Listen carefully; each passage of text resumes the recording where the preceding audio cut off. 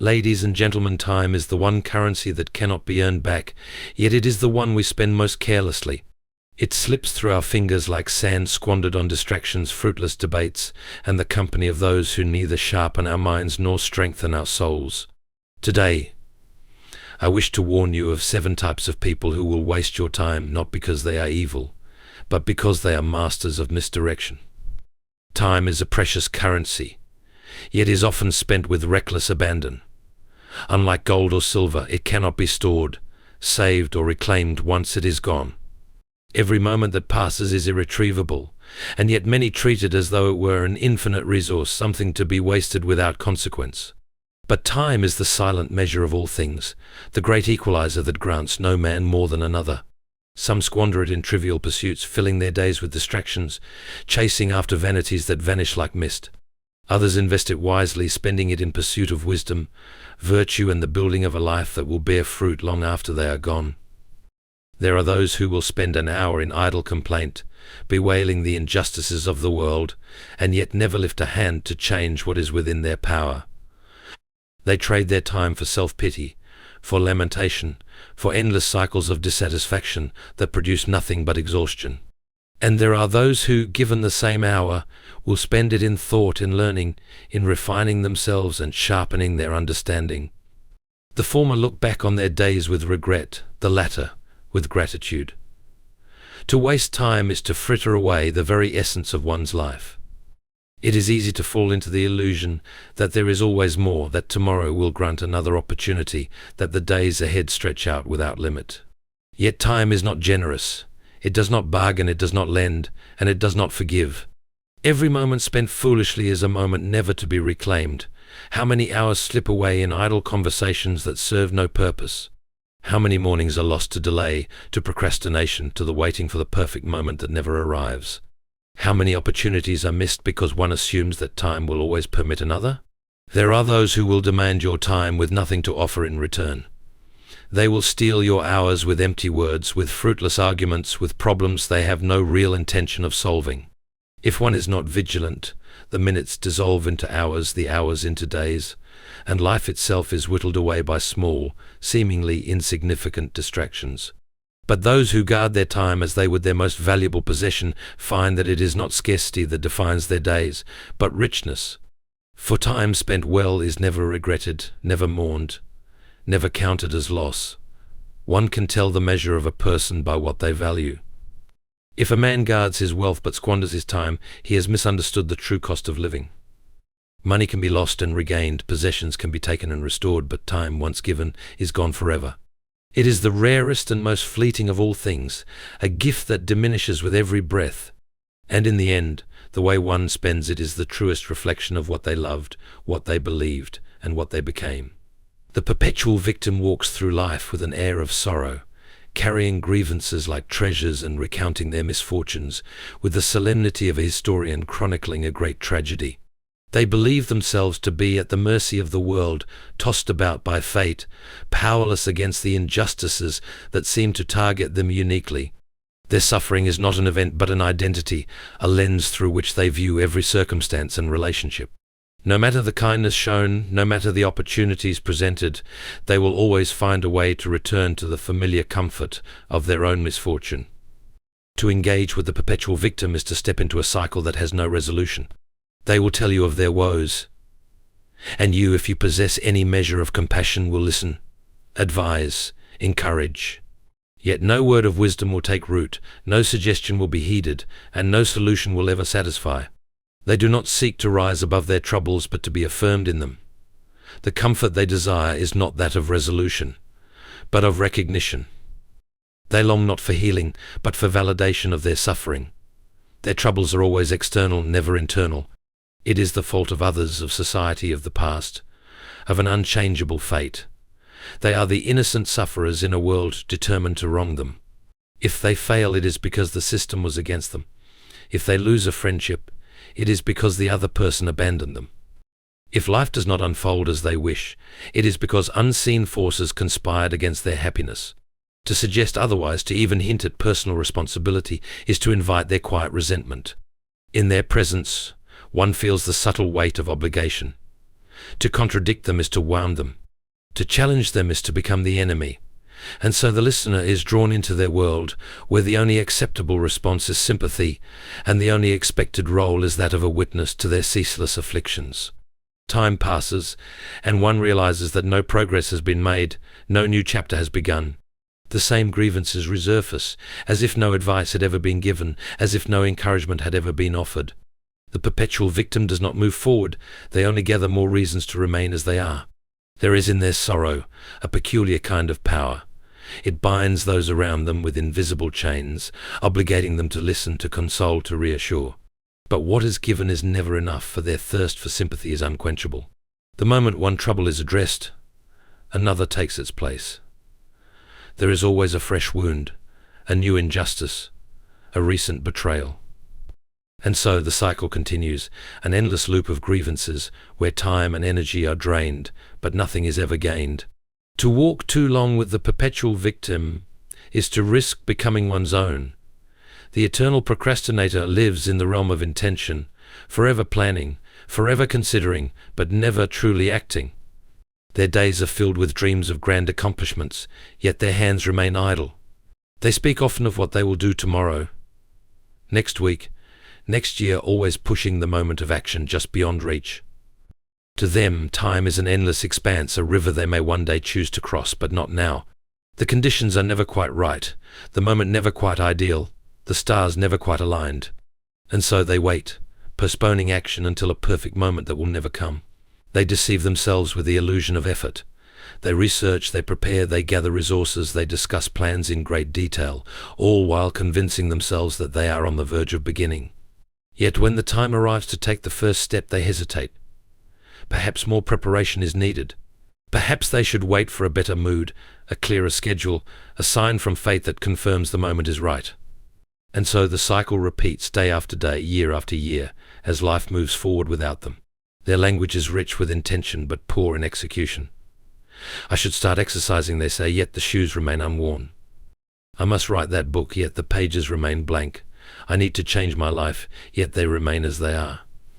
Their words paint a picture of a future self, disciplined and accomplished, but that self never materializes. It remains a distant figure, always on the horizon, never drawing closer. And so they live in the shadow of their own potential, haunted by the knowledge of what they could be but are not. To the eternal procrastinator, the passing of time is barely noticeable.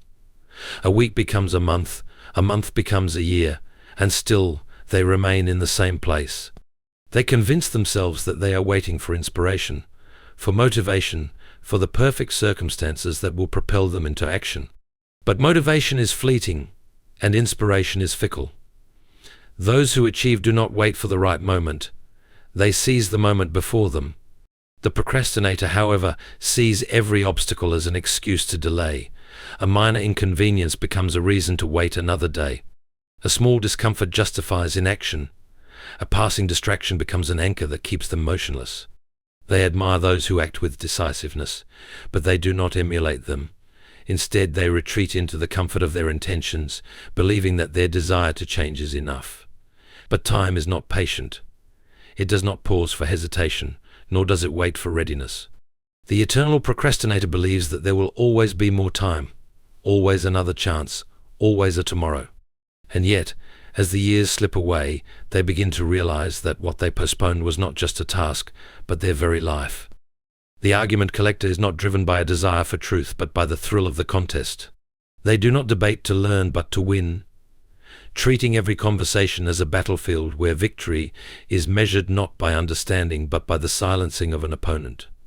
Their mind is a vast storehouse of rebuttals, counterpoints, and rhetorical tricks ready to be deployed at a moment's notice. They accumulate arguments the way a miser hoards gold, not to use them for wisdom, but to wield them as weapons.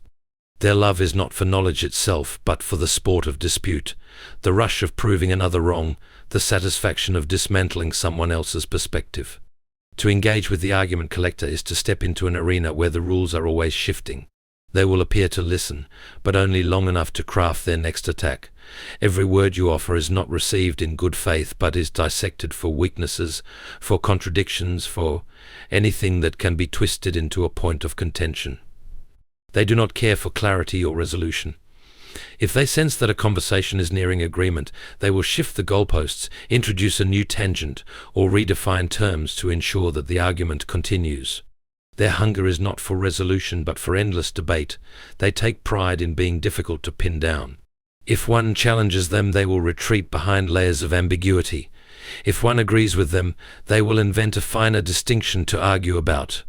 If one refuses to engage, they will claim victory by default. To the argument collector, every interaction is an opportunity to prove superiority, to demonstrate intellectual dominance, to outmaneuver and outwit. They do not seek wisdom because wisdom requires humility. They do not seek growth because growth requires admitting fault. Their only pursuit is the accumulation of verbal triumphs, the satisfaction of leaving another person exasperated and defeated. Their knowledge is often wide but shallow. They know just enough about many topics to appear informed, but not enough to possess true understanding. Their arguments are polished and sharp, yet devoid of depth. They can quote, cite, and reference, but their words lack the weight of genuine reflection. They consume knowledge not to be enlightened, but to arm themselves for future disputes. They read not to be changed, but to be better equipped for the next confrontation. To spend time with the argument collector is to feel constantly on trial. Every opinion must be defended, every casual remark scrutinized, every belief interrogated. Conversations that should be a source of connection become exhausting duels. Even when they are right, they are insufferable. Even when they are wrong, they will not yield. And when the dust settles, one realizes that nothing has been gained. No minds have been changed. No truth has been illuminated. Only time has been lost, poured into an endless, fruitless war of words. The status seeker is less concerned with who they are and more concerned with how they appear. Their life is not measured by depth of character, wisdom, or virtue, but by recognition, approval, and the careful curation of their image. Every relationship, every conversation, every decision is filtered through the question of how it will affect their standing in the eyes of others. They do not seek truth, goodness, or excellence for their own sake, but only insofar as these things can be paraded as proof of their importance. Their world is a theater, and they are both actor and audience, constantly adjusting their performance to ensure the applause never fades. Their interactions are marked by a subtle calculation. They are quick to associate with those they perceive as powerful, influential, or admired, and just as quick to distance themselves from those who offer no social advantage. Friendship to them is not about connection but about utility. If one is useful, one will be welcomed with warmth and attention. If one ceases to serve their ambitions, the warmth will cool, the attention will fade, and the status seeker will move on without hesitation. They collect acquaintances like trophies, not for the joy of companionship, but as evidence of their own worth. In conversation, their words are laced with self-promotion, yet delivered with the careful subtlety of one who does not wish to appear boastful. They will mention their achievements in passing, drop names with an air of casual indifference, and weave their successes into discussions as if they were mere afterthoughts. Their stories always position them as significant, admired, envied. Even their failures are framed in a way that highlights their importance, as though their setbacks are grander, more dramatic, more meaningful than those of ordinary people. There is little room for sincerity in the world of the status seeker. Every compliment is strategic, every display of humility is calculated, every act of generosity is carefully positioned to be witnessed by the right people. They do not give without expectation. Their kindness is an investment, made with the expectation of social returns. Even their struggles are curated for public consumption, shared not for genuine connection but for admiration, sympathy, or validation. Despite their relentless pursuit of recognition, the status seeker is never truly satisfied. No amount of applause is enough, no level of admiration sufficient.